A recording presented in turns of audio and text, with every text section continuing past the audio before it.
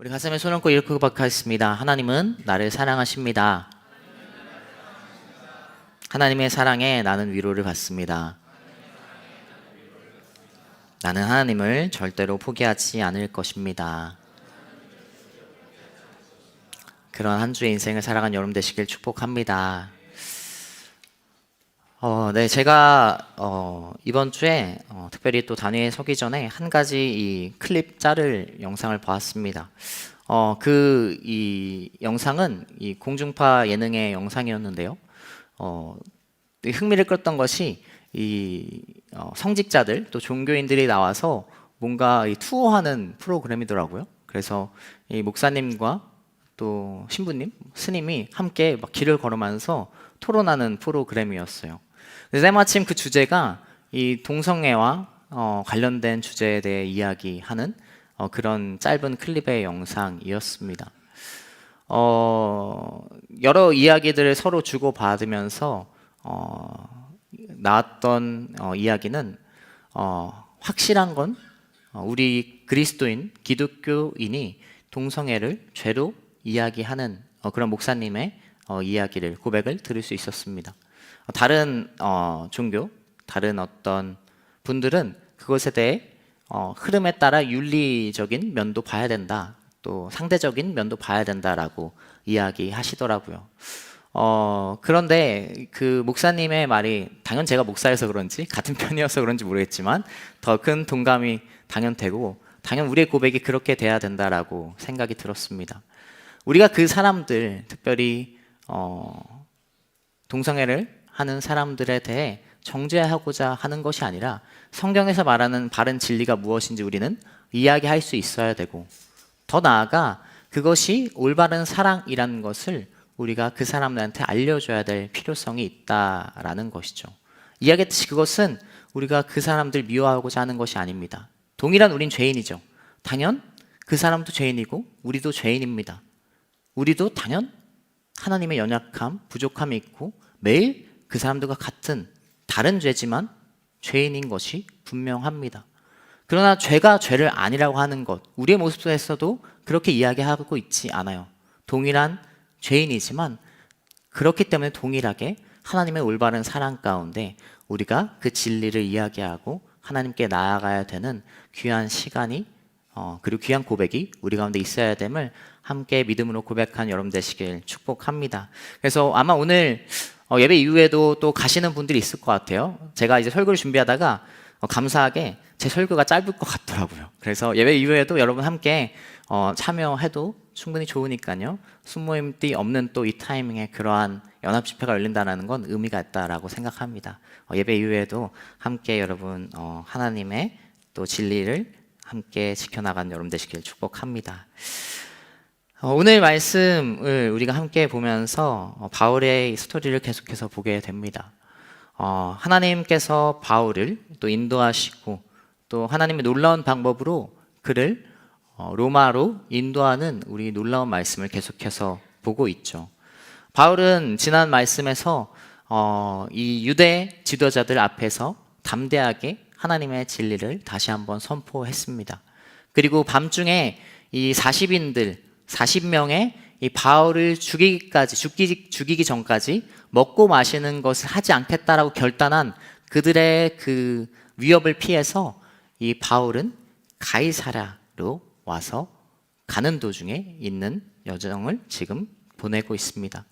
오늘 24장, 특별히 우리가 읽었던 10절부터 21절 말씀이지만 24장 전체의 말씀을 통해서 바울의 입술을 통해 특별히 그리스도인의 입술이 어떻게 고백이 되어야 되고 어떻게 우리가 선포해야 되는지 함께 말씀을 통해 같이 살펴보기 원합니다. 우리 먼저 24장 1절부터 6절까지 말씀 6구절 같이 7구절 함께 읽도록 하겠습니다. 같이 읽겠습니다. 5일이 지나자 대제사장 아나니아가 몇몇 장로들과 더둘러라는 변호사를 데리고 가이사랴에 내려왔습니다. 그들은 총독 앞에서 바울을 고소했습니다. 바울이 불려나오자 더둘로가 그 사건을 벨릭스 앞에 고소해 말했습니다. 우리는 각하의 다스림 아래서 오랫동안 태평성대를 누리고 있습니다. 각하의 성견지명은 이 나라의 개혁을 가져다 주었습니다. 벨릭스 각하, 저희는 언제 어디서나 이것에 대해 깊은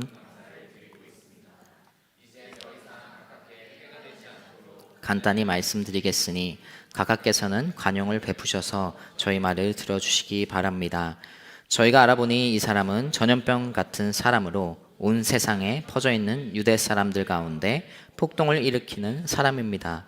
그는 나사렛 이단의 우두머리이며 심지어 성전까지 더럽히려고 했습니다. 그래서 저희가 붙잡은 것입니다. 아멘.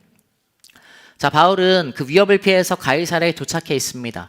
그리고 이 유대 지도자들은 바울이 가이사랴로 갔다라는 것을 깨닫고 이 5일 뒤에 한 사람을 대동해서 이 벨릭스 총독 앞에 이 바울을 다시 고소하고 그에게 재판을 여는 과정이 펼쳐지고 있는 것이죠.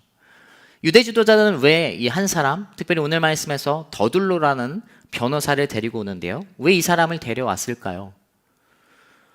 아나니아와 대제사장 아나니아와 유대 지도자들은 한 가지 뚜렷한 목적이 있었어요. 그들은 어떻게든 바울을 처벌시키기 위함을 가지고 오늘 이곳에 왔죠.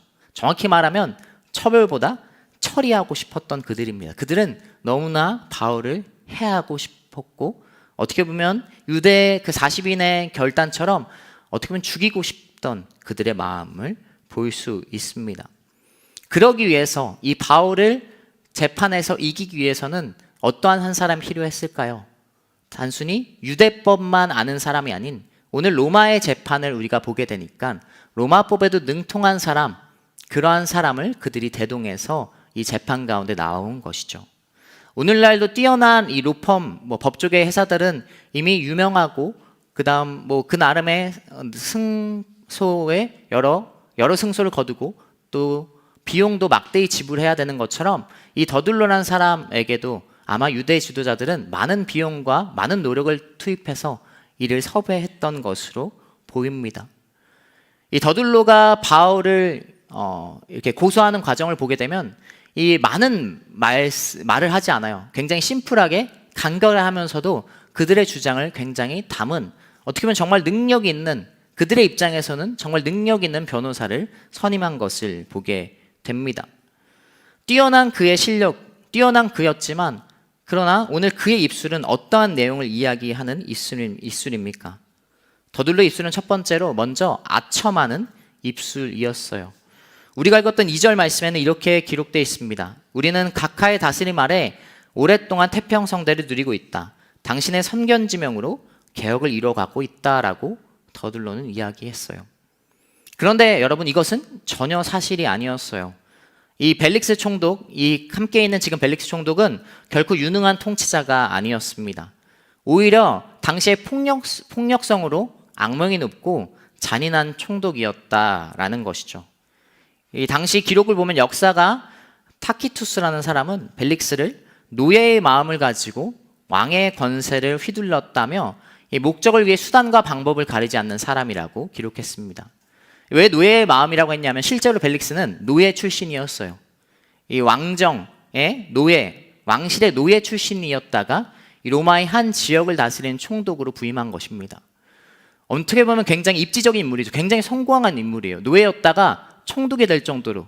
그러나 그것을 위해서 이 타키투스가 얘기했던 것처럼 목적과 수단을 가리지 않고, 더둘로가 아첨하는 것처럼 그는 아첨에도 굉장히 능통한 정치적인 사람이었다라는 것입니다.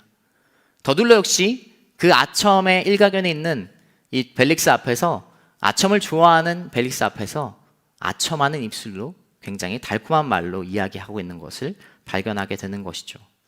두 번째로 더둘로의 입술은 어떤 입술입니까? 더둘로의 입술은 거짓의 입술이었어요. 그는 이렇게 이야기합니다. 세 가지로 바울을 오늘 고소하고 있는데, 첫 번째는 무엇입니까? 전염병 같은 사람으로 폭동을 일으키는 사람이다라고 이야기합니다. 여러분, 전염병, 우리가 너무나 몇 년 전에 이것에 대한 막대한 피해를 입었죠. 코로나와 같은 전염병, 그와 같은 전염병이 얼마나 무서운지를 알고 있습니다. 이것은 굉장히 이 원어로 따지면 굉장히 인신공격적인 의미를 가지고 있어요. 그나마 오늘 우리말 성경으로 약간 완화돼서 표현이 되는 것이지만 원어적 의미를 좀 더 보면은 굉장히 인신공격적인 언어를 이야기합니다. 그리고 두 번째, 나사렛 이단의 우두머리다라고 더둘러는 주장하고 있어요. 나사렛 이단, 이것은 굉장히 로마에게, 특별히 벨릭스에게 와닿는 표현입니다. 왜냐하면 우리가 돌이켜보면 십자가 사건 때 예수 그리스도, 예수님 역시 로마의 재판을 받고 처형을 당합니다. 불분명한 죄의 이유였지만, 죄항이었지만 당시 빌라도를 통해서 어떻게 보면 그냥 무죄였던 예수 그리스도를 처형시키는 것이 바로 로마였죠. 어쨌든 분명한 건 로마를 통해 예수님은 처형당했어요.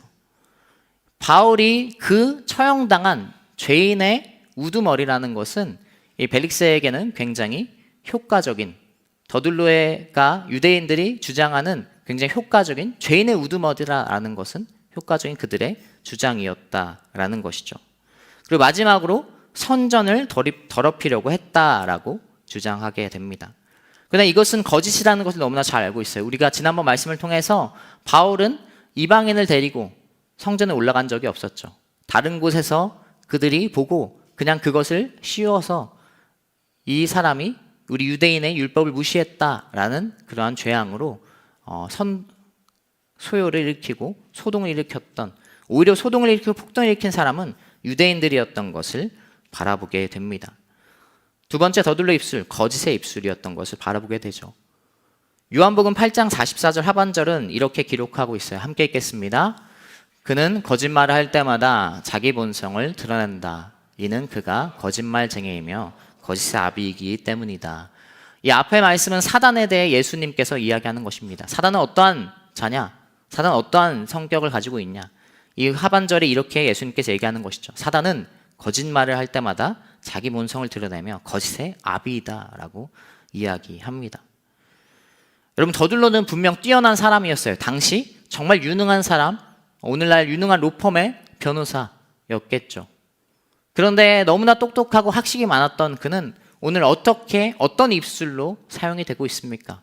하나님의 뜻을 가로막고 이야기했듯이 거짓의 입술과, 그리고 그가 아첨의 입술로 말미암아, 그리고 비난을 말미암아 하나님의 뜻을 가로막는 사단의 입술을 사용되는 그러한 사람인 것을 우리가 발견하게 됩니다.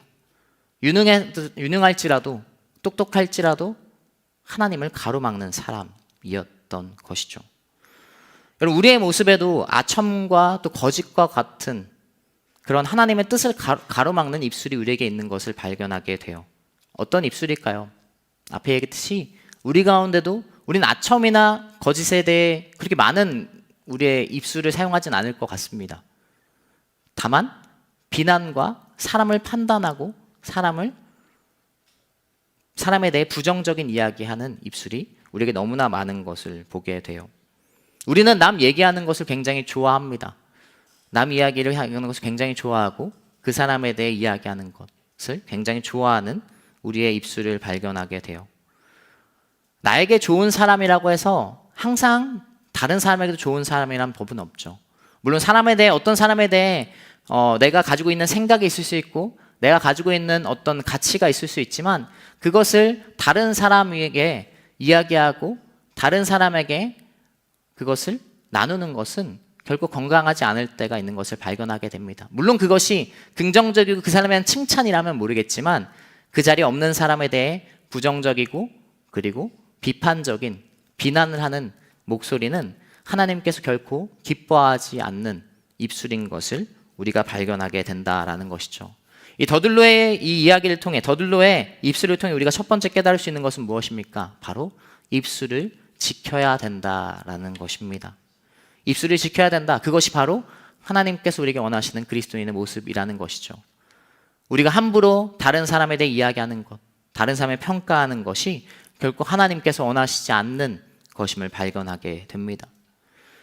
여러분, 특별히 우리 공동체는 다음 주에 순 개편이 됩니다. 아마 이번 주에 이제 리더십 분들, 순장분들이 순 명단을 받게 될 겁니다. 그리고 다음 주일에 여러분 벌써부터 뭐 이렇게 생각하고 또 누가 될까 이렇게 생각하는 분들, 또 기대감이 있는 분들이 있을 텐데요. 그 기대감과 다른 모습이 있을 수도 있겠죠. 그리고 그 사람이 어떤 사람인지 다른 사람에게 물어보는 경우도 있을 것입니다. 여러분, 이때 조심하시는 여러분 되시길 축복합니다. 여러분이 가지고 있는 생각이 그 생각이 다른 사람에게 동일하지 않다라는 것, 그리고 그 생각의 전달로 말미암아 이미 그 사람이 그 공동체에, 특별히 교우 공동체의 순공동체에 마음을 닫을 수 있다라는 면이 우리에게 명심해야 된다라는 것이죠. 그 사람을 생각해서 이야기한다라고 하지만 실제로 그냥 내가 가지고 있는 주관적인 감정과 생각을 이야기할 때가 너무나 많은 것을 발견하게 됩니다. 여러분, 먼저 여러분의 입술을 지키는 귀한 길공동체 여러분 되시길 축복합니다. 그걸로 말미암아 우리 공동체는, 교회 공동체는 기본적으로 부족하고 연약한 사람들의 모임입니다. 그것이 판단의 기준이 돼서는 안 돼요.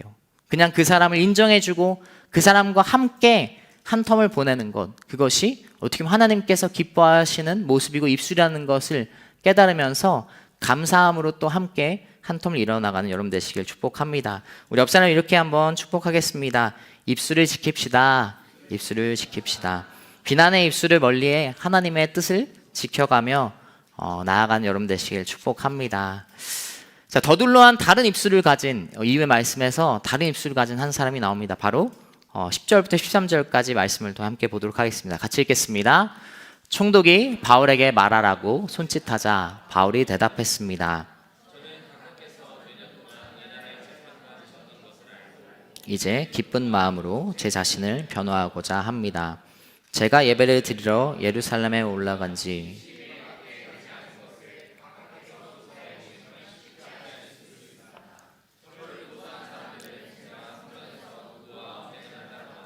회당이든 그 밖의 도시 안 어떤 곳에서도 군중을 선동하는 것을 본 일이 없습니다.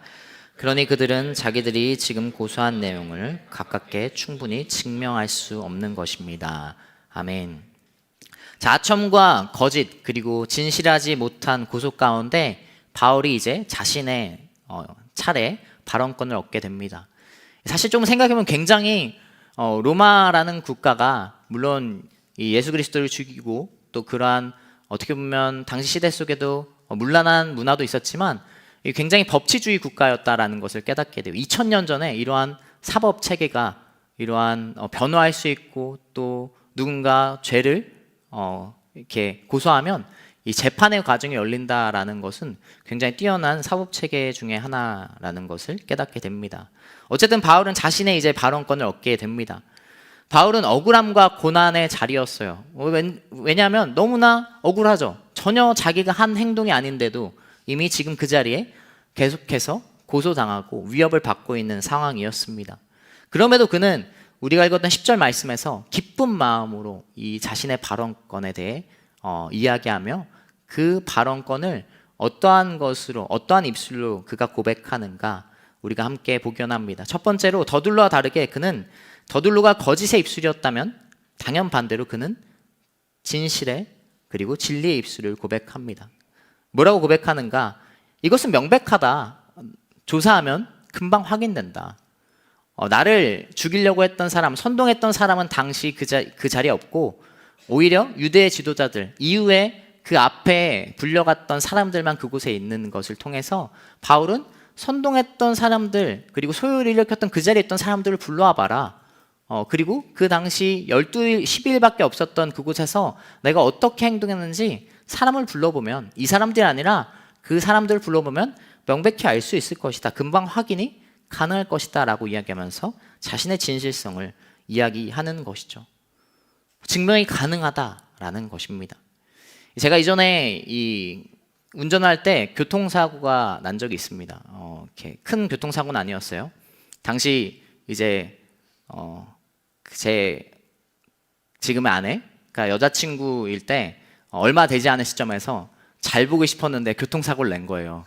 근데 그 교통사고를 냈는데 이제 보통 이제 교통사고 나면 어떻게 하라고 하죠? 내리자마자 뒷목을 잡으라는 게 아닌가요? 뒷목을 잡으라고 하잖아요. 그렇지만 저는 그러지 않았어요. 왜냐하면 제가 분명 잘못했기 때문에 제가 잘못했고 상대방도 사실 과실이 있던 그런 사고였습니다. 그런데 이 제 차에 블랙박스가 잠시 고장이 난 상태였어요. 당시 상황이. 그래서 이제 그 사람이 그걸 알았는지는 모르겠지만 자신은 전혀 잘못이 없다, 나의 온전한 과실이다라고 이야기한 것이죠. 그런데 불행 중 다행인 게 아니라 다행인 것은 그 뒤에 있던 차, 친구랑 같이 저희가 몇 대가 이동 중이었거든요. 친구 차에 이 블랙박스가 찍힌 거예요. 그러니까 이제 그것이 증명이 가능해지자, 이제 그것을 알자 그 사람의 태도가 조금 바뀌었던 것을 발견하게 됩니다. 어떤 것에 대해 증명할 수 있다라는 것은 굉장히 그 사람이 진실을 이야기하는 것을 나타내죠. 바울 역시 이 입술을 통해서 그가 이 자리에 처했던 상황에서 진실함의 입술을 분명히 드러내고 있습니다. 증명이 가능한 것을 통해 이야기하는 것이죠. 거짓은 드러날 수밖에 없다라는 것을 우리는 새삼 깨닫게 됩니다. 바울은 진실의 입술을 가지고 또 어떤 입술을 가지고 어떤 입술의 고백을 하는가, 14절 15절 말씀도 같이 읽도록 하겠습니다. 같이 읽겠습니다. 그러나 제가 가깝게 이것은 시인합니다. 저는 이 사람들이 이단이라고 말하는 그 도를 따라 우리 조상의 하나님을 섬기며 율법과 예언서에 기록된 모든 것을 믿습니다. 또 이 사람들과 마찬가지로 하나님께 같은 소망을 두고 있으니 그것은 의인과 악인의 부활이 있을 것이라는 것입니다. 아멘. 자, 증명이 가능한 것에 대해서는 그냥 특별한 이야기지 하지 않습니다. 아까 얘기했던 자신의 선동을 일으키고 또한 그 성전을 더럽혔다는 것에는 크게 변화하지 않아요. 뭐 이후에 한마디를 하지만 그것에 대해 코멘트하는 것이 아니라 바울은 이 다른 하나에 대해서는 코멘트하면서 그리고 자기가 시인합니다. 어떻게 얘기하죠? 저는 이 사람들이 이단이라고 말하는, 너희들이 이단이라고 말하는 그 도를 분명히 나는 믿는다. 하나님을 믿고 율법과 예언서에 기록된 모든 것을 믿는다. 세 가지 중 나사렛 이단의 우두머리에 대해서만 이것에 이야기하면서 자신의 입장을 이야기하고 있습니다. 그리고 그 모든 것을 믿는다라는 믿음의 입술을 그가 고백하는 것을 발견하게 돼요. 아까도 이야기했듯이 여러분, 이것은 위험한 진술입니다. 왜냐하면 예수님은 이 로마법에 의해 처형당했어요. 불분명한, 어떻게 보면 죄목이었지만 분명한 것은 로마에 의해 처형당했다라는 것입니다. 그런데 바울이 그 나사렛 예수 그리스도에 따르는 사람이다라고 이야기하는 것은 리스크가 있는 진술이에요. 그럼에도 불구하고 그것이 진실이고 진리이고 자기가 예수님을 따르는 사람이라는 것을 부인할 수 없는 그는 담대한 믿음의 고백을, 믿음의 입술의 고백을 오늘 이 벨릭스 앞에서 하고 있는 것을 보게 되는 것이죠. 그것이 바로 그가 고백한 믿음의 입술인 것을 발견하게 됩니다. 결국 그는 그 진실과 믿음의 입술로 무엇을 외치고 있는가, 그리고 언제나 무엇을 외쳤는가. 21절 말씀입니다. 같이 읽겠습니다. 저는 다만 이 사람들 앞에 서서 내가 오늘 여러분 앞에 재판을 받는 것은 죽은 사람의 부활에 대한 문제 때문이다 라고 한마디 외쳤을 뿐입니다. 아멘. 그는 항상 이 진실과 믿음의 입술로 외치는 사람이었다라는 것이죠. 예수 그리스도의 죽음과 부활에 대해 외치는 사람, 입술로 외치는 사람이었다라는 것입니다. 여러분, 두 번째, 바울을 통해서 우리는 무엇을 깨닫습니까? 입술로 외쳐야 된다라는 것입니다. 입술로 외쳐라라는 것을 깨닫게 됩니다. 입술로 우리는 무엇을 외쳐야 됩니까? 그는 이 억울한 상황, 고난의 상황 속에도 왜 이 발언권에 대해 기쁨으로 맞이하고 기쁨으로 외칠 수 있는가? 그가 복음의 입술을 증거할 때, 진실과 믿음의 입술로 복음을 증거할 때 그 억울함과 고난의 순간도 복음을 증거하는 기쁨의 순간, 고난의 순간이 아니라 감사한 순간으로 그가 살아가는 것을 발견하게 돼요. 여러분, 고난의 순간에, 우리가 어려움의 순간에 우리의 입술에서 부정, 비난, 그리고 안 좋은 것들을 고백하는 것이 아니라 그 순간 우리가 이 바울의 모습을 통해서 우리가 깨달을 수 있는 것은 무엇입니까? 그러한 순간에도 하나님에 대해 믿음과 진실한 고백을 할 때, 특별히 복음을 외칠 때 그 고난의 자리가 우리에겐 더 이상 고난의 자리가 아니게 된다는 것을 깨닫게 되는 것이죠. 더들로와 바울의 차이는 무엇입니까? 더들로는 자신을 위해, 자신의 어떤 스펙, 능력을 위해, 자신의 어떤 이름을 위해 오늘 이 자리에 서 있고, 바울은 예수 그리스도를 위해 그 자리에 서 있기 때문에 그들의 고백과 그들의 입술이 차이가 있는 것을 발견하게 돼요. 복음을 외치는 사람이 왜 이렇게 될 수밖에 없는가? 왜 그 고난과 어려움의 자리가 기쁨이 될 수밖에 없는가?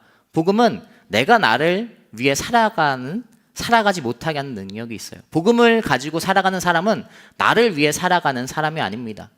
복음을 위해 살아가는 사람은 하나님을 위해, 예수 그리스도를 위해 살아가는 사람이기 때문에 더둘러와 바울의 차이는 분명하게 나누어지는 것이죠.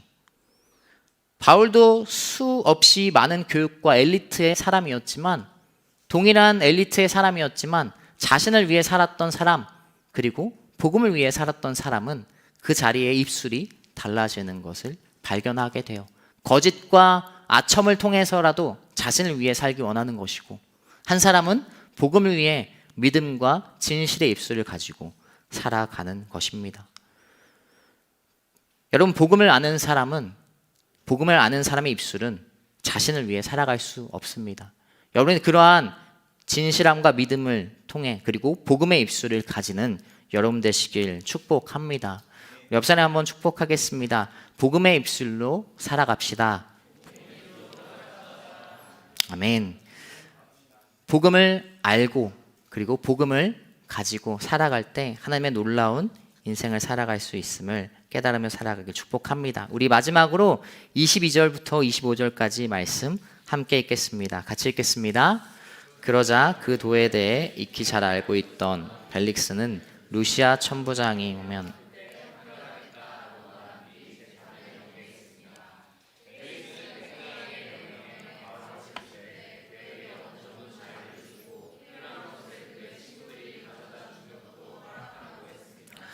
며칠 뒤 벨릭스는 유대 사람인 아내 드루실라와 함께 나타났습니다.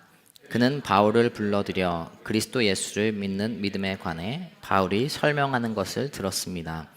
바울이 정의와 자기 절제와 다가올 심판에 대해 설명하자 말했습니다. 이제 됐다. 가도 좋다. 다시 부르겠다. 아멘. 자, 바울이 이러한 이야기를 할 수 있었던 배경에는 우리가 방금 읽었지만 벨릭스가 이 도에 대해, 특별히 예수 그리스도에 대해 그리고 교회에 대해 알고 있는 사람이었기 때문에 그렇습니다. 이 유대 지도자들도 아마 이러한 사실을 다 알고 있었을 거예요. 벨릭스 앞에서 당연 무엇을 이야기해야 되고, 또 벨릭스가 그것을 이해하는 사람이라는 것을 알고 이 앞에서 고소하고 있는 것이죠. 벨릭스는 어떻게 이것을 알 수 있었습니까? 그의 아내가 드루실라가 바로 유대인이었기 때문에 그렇습니다. 벨릭스는 이미 지식이, 정보가, 그리고 기독교, 교회에 대해, 예수님에 대해 정보가 있었어요. 그러나 그는 아는 사람이었을 뿐입니다. 그는 아는 것에 그쳤던 것을 발견하게 돼요. 바울에 대해 궁금함은 있었습니다. 그 이후의 말씀을 보면, 우리가 읽던 말씀 보면 그를 불러 이야기를 듣는 모습이 있죠. 바울이 벨릭스와 드루실라 앞에서 이야기하는 것, 그것은 무엇이었습니까? 25절에 정의와 자기 절제와 다가올 심판에 대해 설명했습니다. 벨릭스는 그리고 그것을 들으면 두려워했어요. 왜 벨릭스는 이것에 대해 더욱더 두려워했는가? 벨릭스와 드루실라는 사실 이 결혼 관계가 불법의 관계였기 때문에 그렇습니다. 벨릭스는 세 번째 아내가 드루실라였고, 드루실라는 두 번째 이 결혼, 어떻게 보면 적합하지 않은 불륜의 관계에서 이들이 맺어진 관계였어요. 드루실라는 두 번째 결혼이었고 이때 당시 16세였다라고 합니다. 그러니까 바울이 자기 절제에 대해 이야기했을 때 누구보다 찔렸던 사람들인 거죠. 그리고 다가올 심판에 대해서도 분명히 이야기하는 것을 발견하게 됩니다. 바울은 계속해서 벨릭스 앞에도 자신을 재판할 사람이고 자신에 대해서 유죄와 무죄를 판결할 수 있는 사람인데도 불구하고 진리와 또 믿음의 고백을 하고 또 복음의 입술로 그가 이야기하는 것을 발견하게 됩니다. 벨릭스는 드루실라를 통해서 이것에 대해, 이 도에 대해 예수 그리스도를 알고 있었지만, 그러나 그 앞에서 두려워함으로 말미암아 결국 하나님에 대해, 예수님에 대해 멀어지는 것을 발견하게 돼요. 이렇게 이야기하죠. 내가 편한 시간에 다시 부르겠다라고 이야기합니다. 이것은 마치 우리에게 다음에 밥 한번 먹자와 같은 그러한 이야기이죠. 여러분, 알고 있으면 다가 아닙니다.